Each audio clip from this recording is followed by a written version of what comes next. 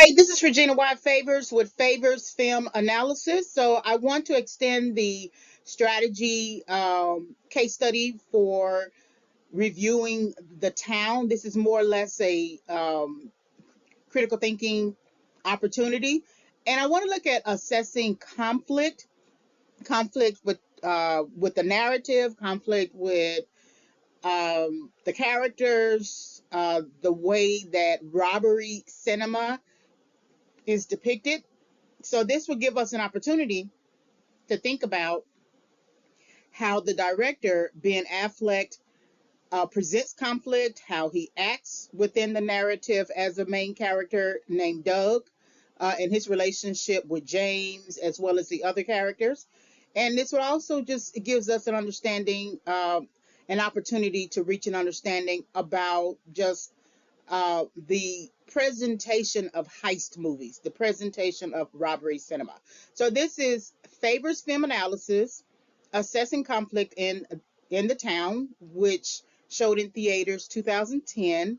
And you can visit www.favorsfilmanalysis.com for more access to critiques and reviews.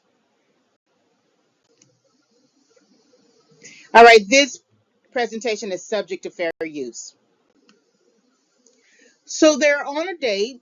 Now he's courting conflict. And I think there are probably one or two times where he's on a date. This is not the very first one. The first date is where they are talking about where he works, and the people in the community calling her a toonie. That was the first date. This works like a second date.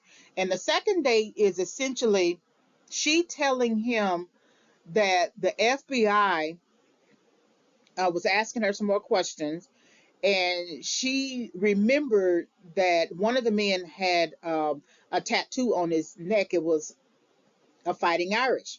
Now, Doug knows who that person is. It's James. He's the one who has the tattoo on his neck, and so he goes through the process of kind of telling her or advising her on what to do because she doesn't want to testify.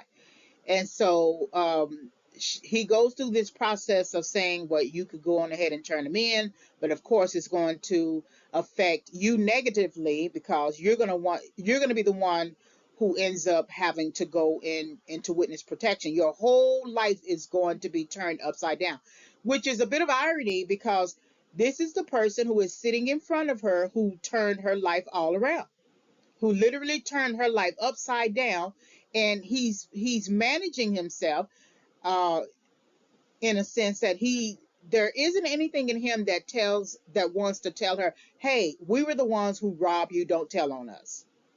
What he does, kind of like a predator, a prey and prey type situation. A lion, I've always said, when you watch the National Geographic episodes, you see the male lion laying down.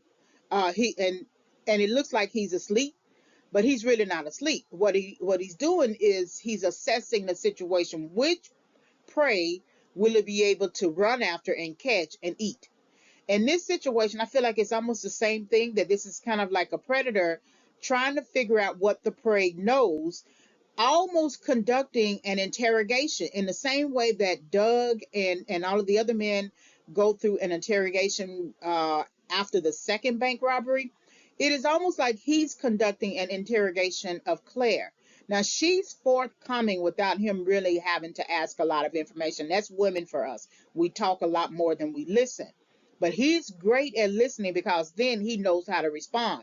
Then he knows what the FBI are doing, because the first date, when she tells him about what happened to her at the bank robbery, um, and then she mentions that the FBI is on it, and he's shocked, and he asks her, "So, do you have someone come by, check up on you, or something like that?" And so, in essence, they could be under surveillance, right? And he doesn't know it.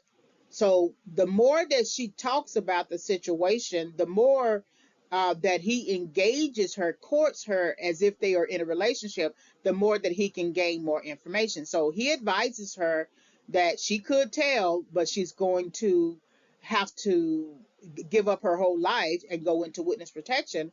And then he pauses and then he gets to the next advice. And the advice is essentially, well, you don't have to say anything right now because she holds all the cards. And that she doesn't have to tell the FBI everything. And so then she says to him in response, okay, you're quite the expert. And then he kind of said, no, not really. I just watch a lot of CSI. And it gets into like a joking situation. And then he finally seals it with I watch Bones too, which leads her to laugh even more. So now they're like in a relationship. It's almost like they are getting to a point where the connection is building, but he's still courting conflict. All right, this is the end of the presentation. So if you want to listen to other film analysis, just visit www.favorsfilmanalysis.com. Thank you very much for listening.